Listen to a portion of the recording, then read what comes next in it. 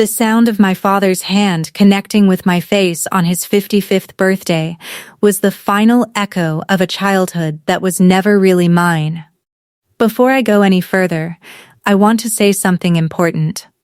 If you connect with stories like this, where the truth finally comes to light, please take a moment to subscribe to this channel. I create these videos for people who believe in justice, and your support means everything. Drop a comment too, and let me know where you're watching from tonight.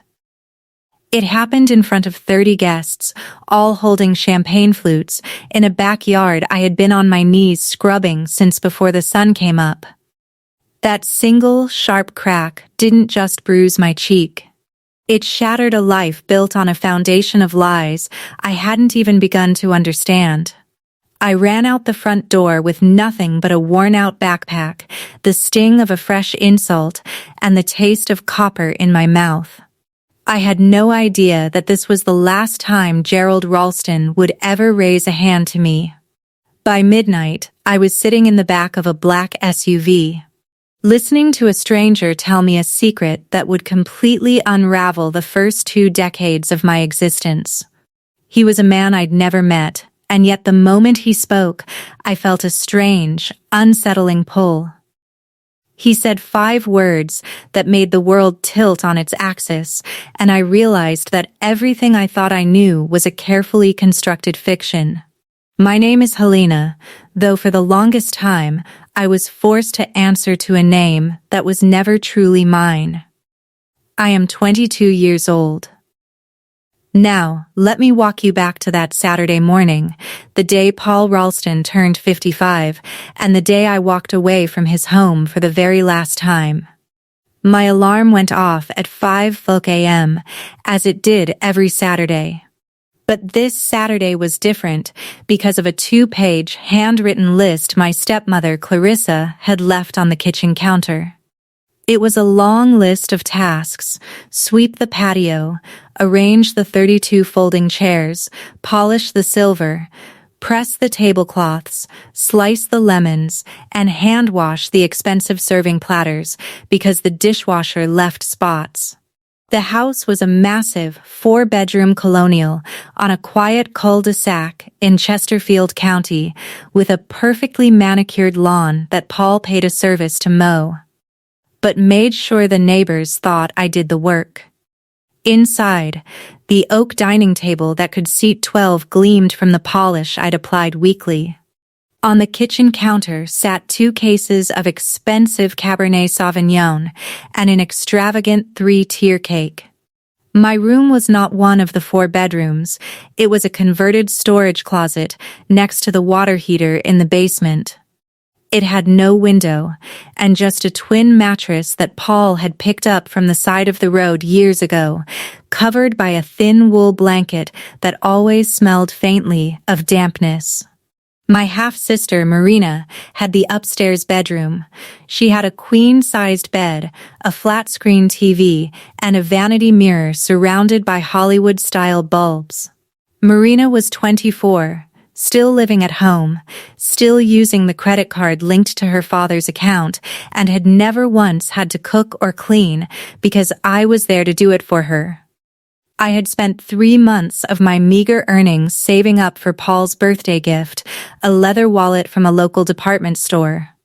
$84 may not sound like a lot, but when you're making $11 an hour scrubbing dishes at a restaurant called Sal's Diner, it represents a significant sacrifice.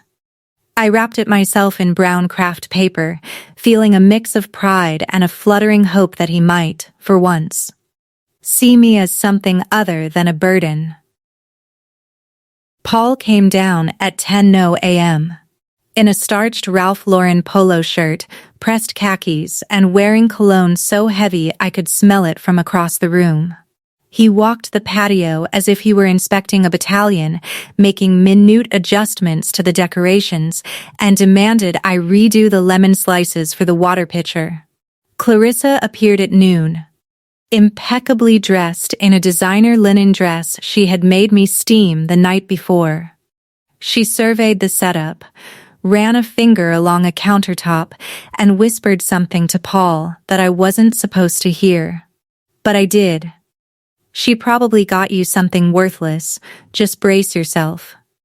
Marina was the last to arrive, of course, in a new dress and high heels, her hair expertly highlighted.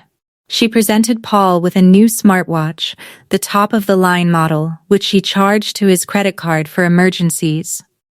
Paul beamed, hugged her, and praised her lavishly in front of the first guests to arrive, declaring her his princess. He never looked at me. I was the invisible servant, the girl who refilled drinks, cleared plates, and wiped down surfaces, blending into the background like a piece of furniture. When a guest from Paul's office asked Clarissa why I wasn't sitting down to eat with the family, she smiled that practiced placid smile and said, "Oh, Helena loves to help. It's how she shows her gratitude. You know how it is, she's just so lucky to have us." I just kept carrying trays.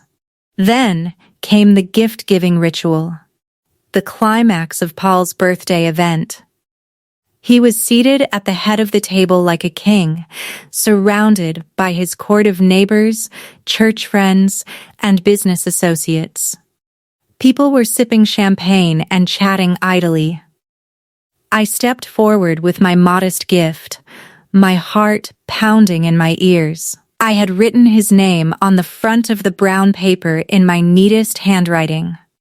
Paul took it, turned it over in his hands, and tore the paper off with a flourish. He looked at the wallet, turned it over, and then held it up as if it were a piece of garbage he'd just scraped off his shoe. "What is this? Some kind of joke?" he sneered. The chatter around the table died instantly. Forks paused mid-air. A glass was set down a little too carefully. I began to stammer an explanation, telling him about the 3 months I'd spent saving for it, but he cut me off. 3 months? This is the best you could do? He stood up so fast his chair scraped against the flagstone. The air around us seemed to crackle with his rage. "Even the dog's toys are nicer than this," he spat, and then he raised his hand and struck me. It was an open palm, hard and flat against the left side of my face. The sound was so sharp and percussive, it seemed to hang in the air. My head snapped to the side, and a nearby champagne flute toppled from the table, shattering on the patio. The world went silent. No one moved. Clarissa looked down at her plate, her jaw tight. A colleague from his office nervously studied his own hands. Marina bit her lip and continued filming the scene on her phone. But one person stood up. An elderly neighbor, Ruth, 70 years old. She was just a tiny woman, but her voice was firm. "Paul, that was completely inappropriate." He snapped back at her. "Stay out of my family's business." Ruth sat down, but she continued to look at me with a mixture of pity and resolve, and I have never forgotten the solidarity in her eyes. I stood there, my cheek throbbing, the wallet on the ground between us, and a strange, calm thought surfaced in my mind. That slap is going to be the most valuable piece of evidence a lawyer will ever need. It was a thought that didn't fully make sense to me at that moment, but something deep inside me had started counting down to an inevitable reckoning. That slap was the first honest thing anyone in that family had ever said to me. I didn't go back to the party. I walked straight to my storage closet, grabbed my old backpack, frayed, faded blue, and started packing. I threw in 2 t-shirts, a pair of jeans, a toothbrush, a phone charger, and a few other personal effects. I also took the envelope I had discovered hidden in a box of Paul's discarded things months before, the one with a state logo I didn't recognize. And from its hiding place under my mattress, I retrieved $360 in cash, mostly ones and fives, my meager savings from years of tips at the diner. It was a small, desperate stash, but it was everything I owned. I then walked through the living room on my way out. The party had resumed as if nothing had happened. Paul was laughing loudly at a joke, champagne in hand. My gift was nowhere to be seen. Marina was showing the video on her phone to some guests. Clarissa was standing by the window and watched me cross the front yard. For a moment she held my gaze, and then she reached for the curtain and pulled it shut, shutting me out of their world. Nobody called my name. The October air outside was cool and sharp, the sting of the slap burning against my cheek. Chesterfield County at night was dark. Not city dark, but a heavy, isolating suburban darkness. There were no open bodegas, just spaced-out streetlights and the deep silence of large houses. I walked. Just walking away with no destination in mind, the muffled sound of the party music fading with every step until it was just a low thrum, and then, nothing at all. I made it about 2 miles when a pair of headlights slowed behind me. A black Cadillac Escalade with tinted windows and Virginia plates coasted to a stop about 10 feet ahead. The rear door swung open. I should have run. Every survival instinct screamed at me to bolt. But I was so tired of running from things that I found myself frozen, thinking maybe, just this once, I should see what was running towards me. A man got out first. He was in his mid-50s, tall and lean, wearing a simple, well-tailored overcoat. He wasn't flashy, but he carried himself with a quiet dignity. His hair was dark brown, streaked with silver, and when he looked at me, I saw his eyes. They were hazel green, wide set. And they were the exact same color and shape as the eyes I saw in the bathroom mirror every single morning.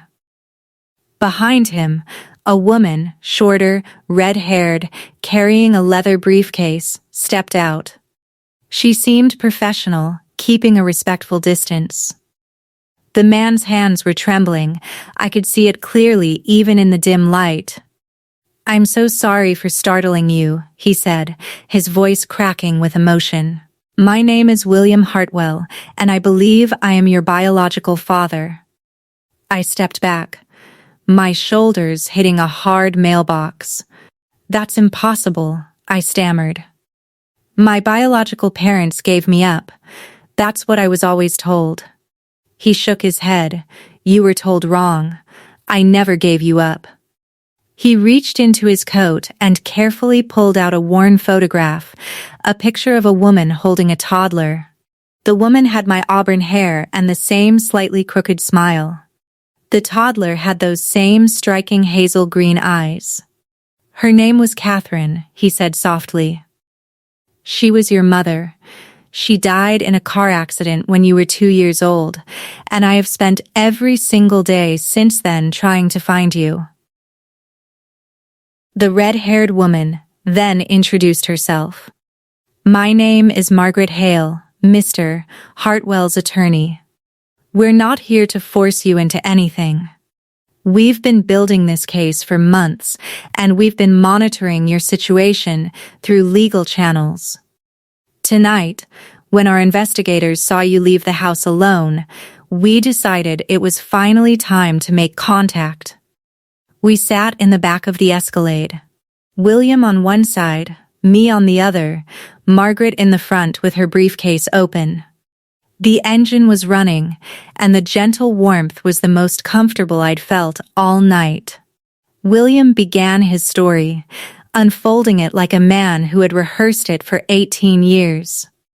Catherine had died on Interstate 64 on a Tuesday morning in March. A delivery truck had crossed the median, killing her instantly. William was in the passenger seat, suffering a shattered pelvis and a collapsed lung. He was hospitalized for 4 months. While he was in the ICU, I was left with a neighbor. Child Protective Services, as standard procedure, had placed me in emergency foster care.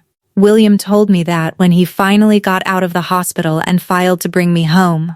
A social worker named Leonard Finch from the Virginia Department of Social Services told him he couldn't.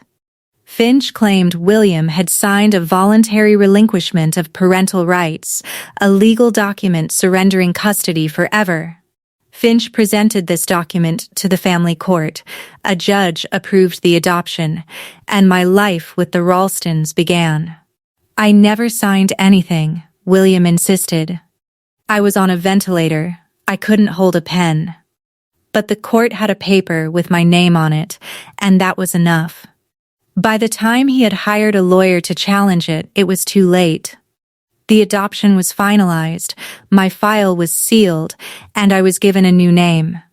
The state then placed me with a family who was only too happy to take in a child, provided the money kept coming.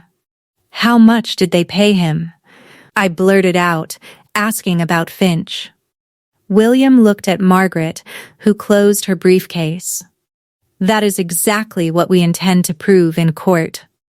I thought of the envelope I'd hidden in my backpack. I pulled it out and handed it to Margaret. She unfolded it under the dome light, and I watched her expression shift. It was a document from the Virginia Department of Social Services, a Title IV Adoption Assistance Disbursement Summary.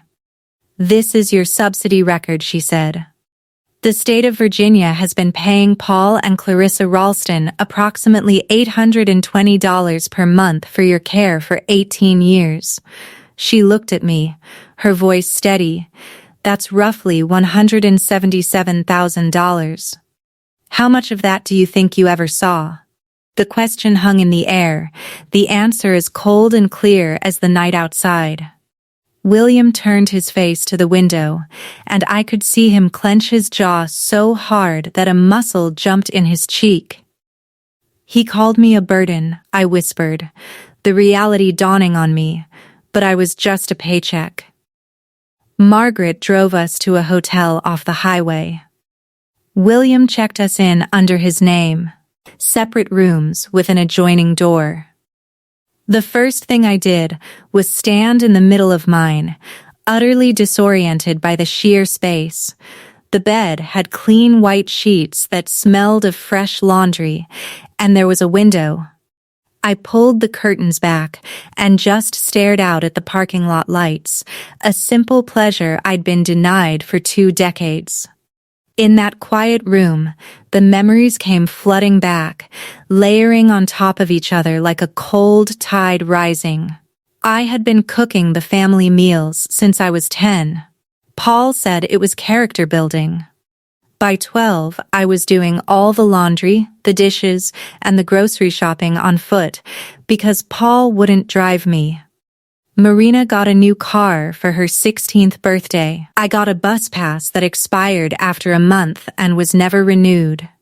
I walked an hour and a half to my shifts at the diner. Paul had never let me have my own identification. No birth certificate, no social security card, no state ID. When I asked about a driver's license, he just sneered. "What for? You don't have anywhere to go." The pieces were falling into place. I kept thinking, why did Paul despise me so much but refuse to let me go? The answer was simple and devastating. $820 a month. Have you ever known someone who hated you but held on to you like you were their lifeline? Someone who made you feel worthless but clung to you because they needed you? If you have, let me know in the comments, because you probably understand that math. Clarissa's favorite line echoed in my head.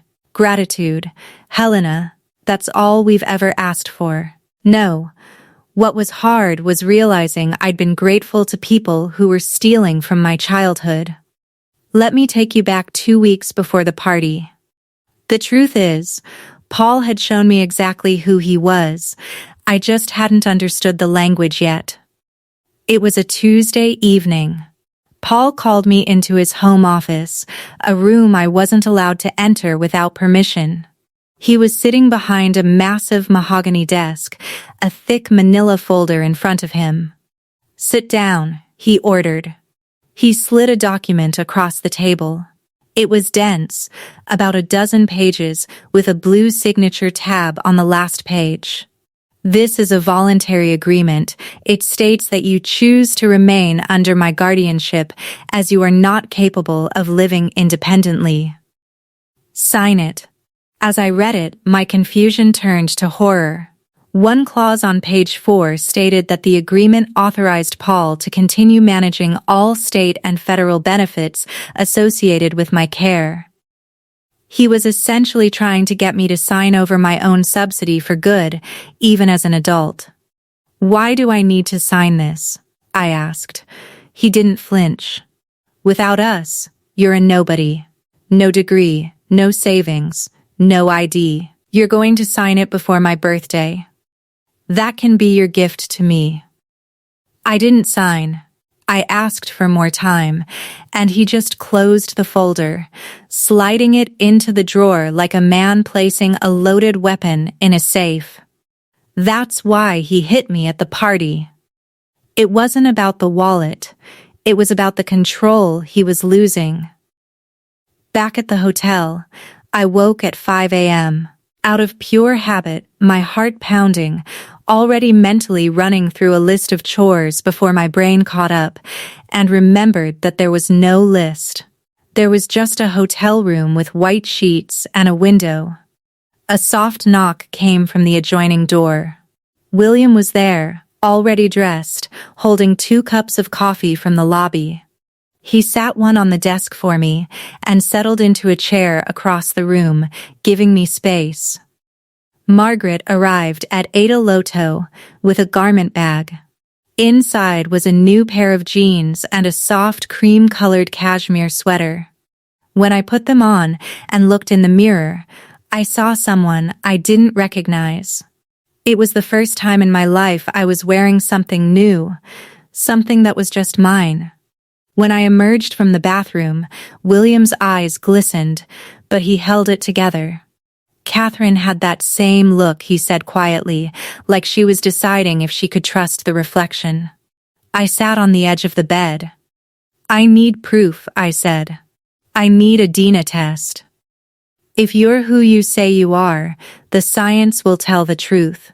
And if you're not, I need to know that too." He didn't flinch. "Of course. Margaret has already located a lab. We can go today." I had spent my whole life doing what I was told. Now I was finally choosing to trust someone. The lab was a modest, clean building off a side street.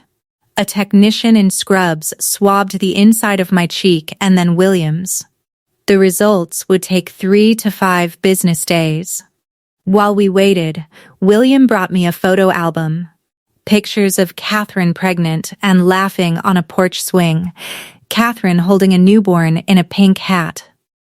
William and Catherine with a baby in front of a brick bungalow in Richmond's Fan District with a bright red door.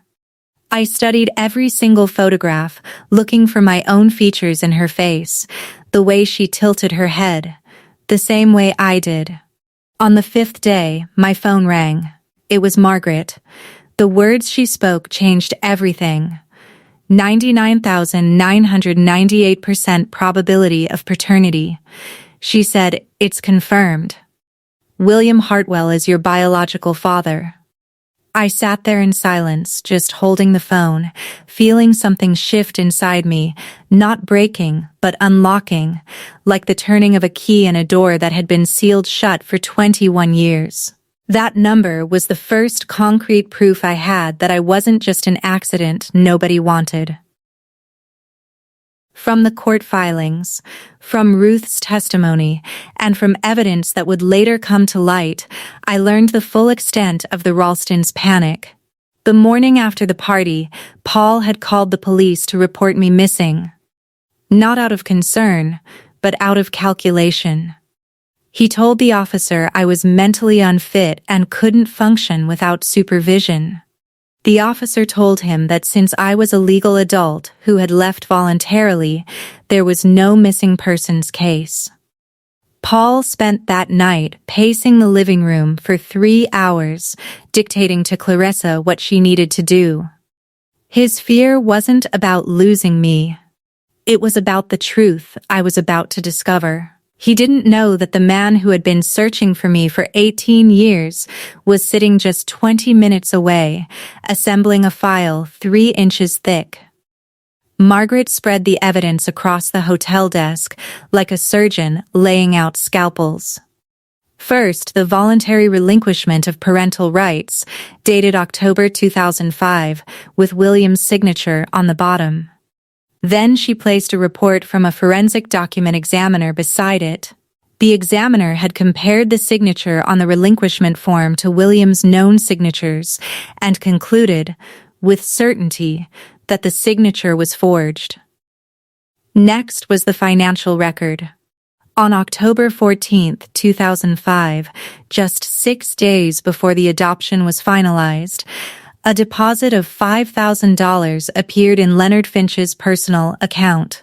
The source was a direct wire transfer from Paul Ralston's personal account.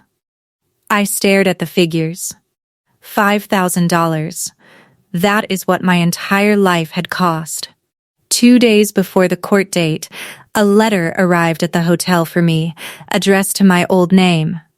It was from Paul, scrawled on his office letterhead. Helena, I don't know who this man is, but he is a stranger exploiting a confused young woman. We are your family. Come home. I forgive you for leaving. I read it 3 times, the word forgive hitting me differently each time. He was forgiving me for leaving after he had hit me.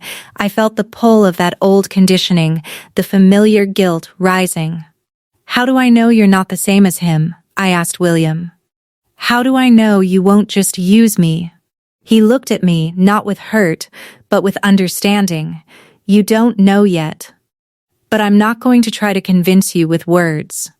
The Dina doesn't lie, the documents don't lie, and the court will decide the truth. That night, I couldn't sleep. I laid out the 2 documents, the Title IV-E summary from the state showing Paul received $820 a month from me, and Paul's own letter claiming I was family. If he loved me, why was I sleeping in a storage closet? If he loved me, why didn't I have a birth certificate? The answer was in the math. Paul didn't love me. Paul was invoicing me. I called Margaret at 11 p.m. I'm going to court, I told her, not because I fully trust William, but because I deserve to know the truth. The next day, a social worker named Derek Simmons came to see me, a serious man with a small notebook. He asked me detailed questions about my living conditions. I told him about the closet, the chores, the missing documents.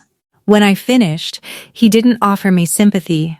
He said, "What you're describing constitutes neglect, and the financial component constitutes exploitation of adoption assistance funds. This isn't just about a fraudulent adoption, Miss Hartwell. This is about a system that failed you." I didn't see this part, but I learned it later through Clarissa's eventual testimony. On the night before the hearing, Paul sat at his oak table and rehearsed his defense with a lawyer who was completely out of his depth. I have all the paperwork, he kept insisting. I've been a member of this church for 22 years. Everyone knows who I am. Marina wandered through and casually asked if she could turn my room into a closet. He didn't even answer her. The next morning, in the courthouse hallway, I saw Gerald for the first time since I'd fled. He was in a gray suit, with Clarissa on his arm. When he saw me and the stack of files Margaret was carrying, I saw his face recalibrate. The man who had controlled every variable suddenly realized he'd missed one. I looked into his eyes and, for the first time in my life, I didn't look down. The hearing began.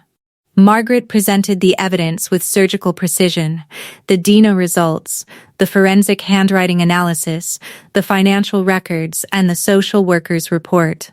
She showed the judge the bank statement. Paul's lawyers stood up to object, but the judge overruled him. Clarissa started crying, a shallow performance designed to draw sympathy, but it didn't work. Then, Ruth took the stand. "I've lived next to that family for 12 years, she said firmly. "I never once saw Helena sit at their dinner table when guests were present, and on his birthday, I saw him hit her because her gift wasn't good enough. It was a vile thing to do." Then came the moment that broke the case wide open. It wasn't a document or an expert. It was Clarissa. She stood up from the respondent's bench, smoothing her dress, her face pale and streaked with tears. "Your Honor," she said, her voice trembling. "I have something to say." Paul tried to grab her arm, but she pulled away. "I wrote the check," she confessed. "Paul told me it was to expedite the adoption.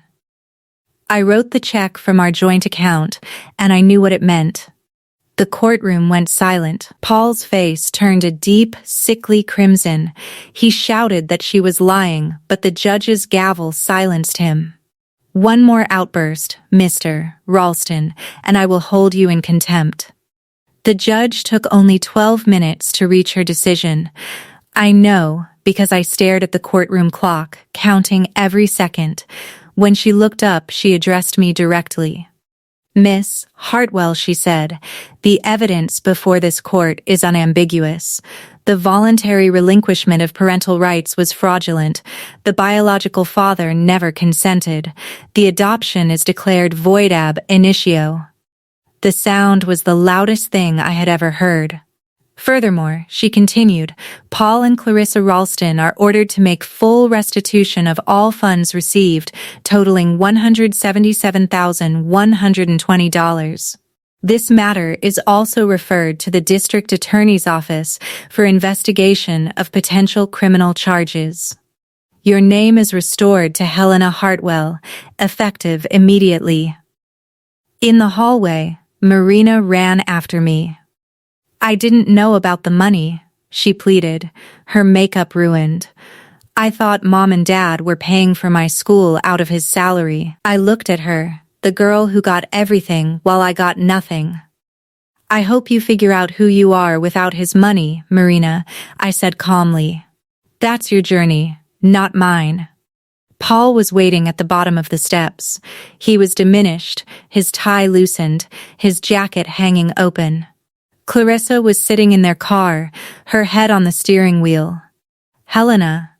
"Wait," he called out, using my fake name. I stopped. "After everything I did for you, this is how you repay me?" he demanded. I stood there in my new blazer, the autumn sunlight warming my shoulders.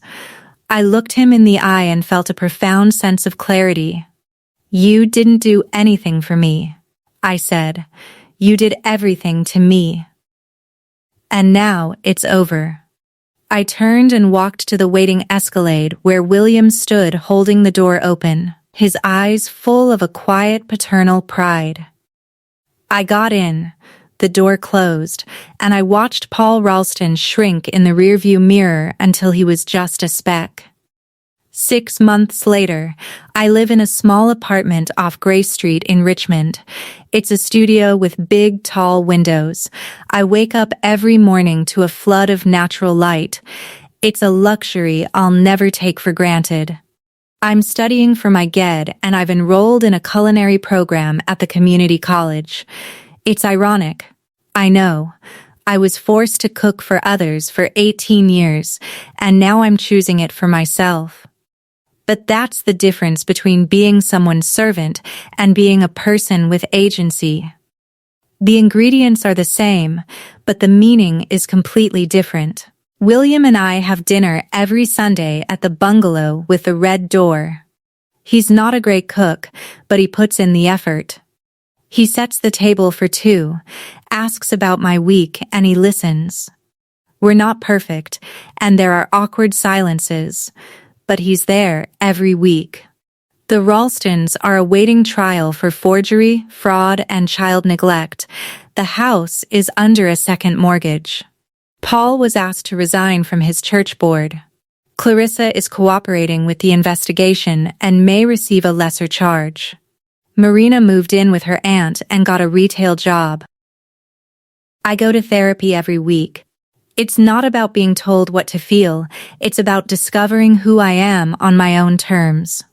Some mornings I still wake up at 5 a.m., with my heart racing, but then I open the curtains and there's the sky. And I remember exactly where I am. This story isn't about revenge, it's about accountability. Revenge is a fire you light hoping it burns someone else. Accountability is just turning on the lights so everyone can see what was already there. Family isn't paperwork. It's the person who holds the door and doesn't ask you to be grateful for it. If you're in a place where your presence is merely tolerated, where you're trained to be grateful for being mistreated, please hear me. You are not the problem. You never were. You deserve to know your name. Last Sunday, William and I sat on the porch of the house with the red door. Neither of us was talking, but it was the most comfortable silence I've ever known. He looked over and said, "I'm glad you're here." And I said, "Me too."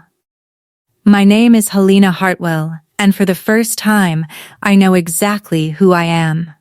Thank you for watching until the end. If this story resonated with you, if you felt anger, relief, recognition, please write it in the comments. I read every single one. If you want to hear more, there's another story in the description below. Click it. I promise you won't regret it. Until next time, take care of yourselves. And if someone is still telling you that you should be grateful for being mistreated, you have my permission to stop listening. Don't forget to like and share this story with someone who needs to hear it. And if you appreciate the content on Winds of Thought, please make sure to subscribe.